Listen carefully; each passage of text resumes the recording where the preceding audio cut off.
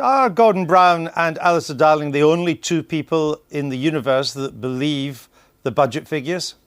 Maybe Yvette Cooper. No, I said in the universe, not in the outside the universe. Maybe Yvette. Well, that would probably be Ed Balls too, so that's 4. What about Diane Abbott? Look, I mean, we've already had to admit that we're going into a deeper recession than was prophesied a few months ago. November. But we're expected to believe that the economy is suddenly going to bounce back in a way which I don't claim to be a top economist, but doesn't seem credible. The truth is we'll be able to stave off massive public sector cuts until the election. Yes, that's what's planned. Public spending continues to rise for the next 2 years. The cuts only come in after that. Yeah. And the election will be over. So in that sense, it's an Greg, election. why should we believe any projections from this Chancellor, given that every one that he made in November, and let me remind you that's only 5 months ago, was completely wrong?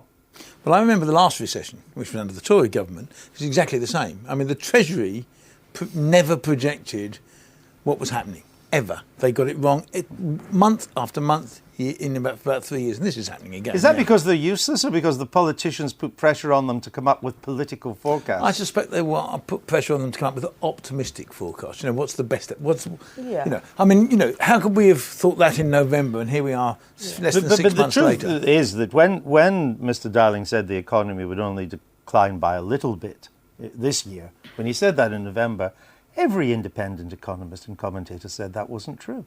Well, we knew at the time it wasn't true. Yeah, and if you look now what's happening, I mean, what is it, 3.5%? 3.7 he's saying, though the IMF this morning said we could decline by over 4%. And during the Great Depression, we only declined by 5%.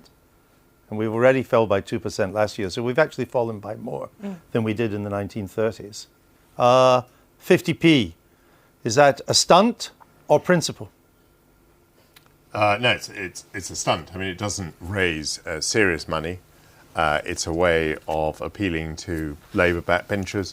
There is probably a public mood which is against people who have high incomes because people are very much against the bankers. And it's supposed to be a trap for David Cameron. Is it good populist politics? I mean, people I don't... don't think it really washes like that because I think out in the country people admire businessmen. Investment bankers? No, they... Do you know that admired investment bankers? I'm not, I didn't say that. She didn't say investment bankers. I didn't say that. I didn't say that. She didn't say much at all because you interrupted her. Go on. Well, thank you, Michael. Janet, carry on, please. People who've started their own business, who run their own businesses, who are self-made people, not people in the city, and people like that whose incomes have reached that level, I think it's pathetic to attack them. Actually, we've polled this, and 50 pence is actually popular with the majority. Yeah, but any tax is going to be popular that 95% of the people aren't going to pay. But it only affects 2%. Everyone's going, oh, it's going to smash the economy. I, by the way, don't care about 50% because it doesn't actually add an awful lot of money. Michael's right, the money involved is pathetic. But if you have to say, what does that say? What message? All it says is that if you earn over £100,000 a year, it's reasonable. In the middle of a huge economic crisis, you should pay a little bit more tax than someone on average wage. That's all it says. Hang on a minute. For the quite a modest proposal. The last 2 years, the government has done nothing to stop bankers paying themselves overseas. The government has done nothing to plug loopholes that they're there to see and still continue and still will continue. And many more billions. But your point is that they're now going to penalise entrepreneurs, whereas these bankers and I get away also with it. think they're penalising people closer to home rather than attack people who really, and corporations, by the way, Greg, who move money abroad. Greg, give me your take on this. I think it's probably overdue. I think it should have happened a long time ago. No, you've earned all your money. I earned all my money and I don't pay more taxes on it. I think it's fair enough that people who earn more money. But I do think it's a bit opportunistic to suddenly do it now. It's a bit late. No, my point is that when you made all your money, you only paid 40%.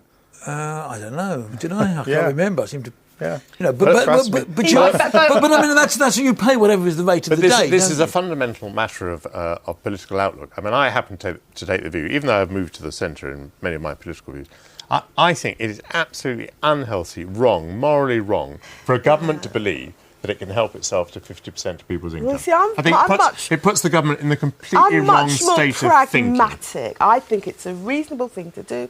We should have done it before now, but it's not socialism as we know it. It's just a reasonable thing to do in a crisis. By the way, remember the that- rich Also should at a just pay a little time when more. when a very large Not a number of little people more, in the it's city, just more. but also at a time when a very large number of people in the city and the banks and those have actually earned enormous sums of money, which we now discover Yeah, but it's a wasn't little justified. bit like closing the door after the horse Sure, has bolted. but now. it's about but Because that Janet's point was it's- that that's not the people but that's that going to part hit of the anyone. budget- And also, Andrew, all these people that are running Network Rail, all these people who are in like semi-public positions and running quangos and things, all these people are paying themselves hundreds of thousands of pounds a year in bonuses. Can you tell me that they are going to be hit more than people? You know, again, I come back to people outside London, not people in investment banking, not people working in the city, people out in the countryside who are running businesses. I think it sends the wrong message. Okay, let me look at the politics of this, Michael, with you, and the Tory reply to it, because it's been interesting. I mean, the government's getting a terrible press, as it did this morning, for the amount of debt and maybe even for the increase in tax or for the overall economic scene. But when you look at the Tory response, it was kind of hesitant. On 50p, it was hesitant. Oh, it's not a priority to change it. And when I had Philip Hammond in the Daily Politics this week, today, asking him, well, you think the debt is too high, so how would you cut the debt? He really couldn't tell me. The Tories are beginning to realise more and more that they're going to have to be very, very radical if they get elected to government. And the question is, to what extent should they say now how radical they should be? The important thing for the Tories is to get elected. And the example they'll look back to is Margaret Thatcher before 1979, who was extraordinarily cautious in everything she said until she'd won her first election. That did not stop her being very radical in office. Okay, let's move on to Mr. McPoison and the Smeargate issue. And let me come to you two as kind of Westminster outsiders. When you saw what happened with these emails over Easter and what came out, which seemed pretty horrendous, what did you make of it? Well, first of all, I thought the idea that the Labour Party put their faith in someone like Derek Draper to introduce them to the new media was mind-blowing. This repellent individual who's got a qualification, you know, from the other side of the Atlantic in psychotherapy is somehow the guru on how Labour is going to connect with people who haven't voted before, and it's going to, you know, use Obama-style politics to get through to the electorate was frankly risible. And then I look at Damien McBride, a man who I've told is 34 but actually looks 108, and it's enough to make me never ever indulge in that kind of spin and that kind of life, because it obviously ages you before your time. But but just to sum up, it turns people off politics, doesn't it? It's what I said earlier. But this thing's been going on for a decade. But was this in a different... The new Labour came in with a bunch of people like that. Yeah. When I was running the BBC, I discovered them all, and certainly over the whole of the Hutton inquiry. You've been on the receiving end. Yeah, you're on the receiving end. They are a nasty bunch, right? Not necessarily the people who are the ministers, but this bunch underneath them, mainly male, almost overwhelmingly male, There's a very macho culture are a among them. nasty bunch. And remember, the Brownites and the Blairites have been trying to kill each other for 10 years. Now, the Brownites have now won because they're in government, but the same people are there, and these are the same people.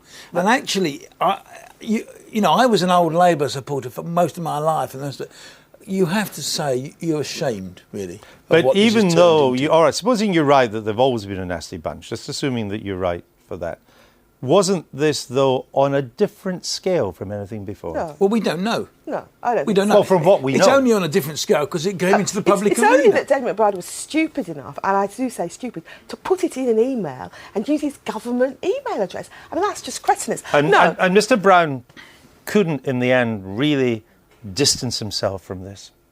Well, he tried to. Ed Balls tried to by referring to Damien McBride as Mr. McBride. You know, and they do say that Ed Balls and Damien McBride were a little closer than that. Just briefly before we move on down, this Gordon Brown's attempt to hijack the expenses agenda with his YouTube appearance that we saw there, is he going to get away with that?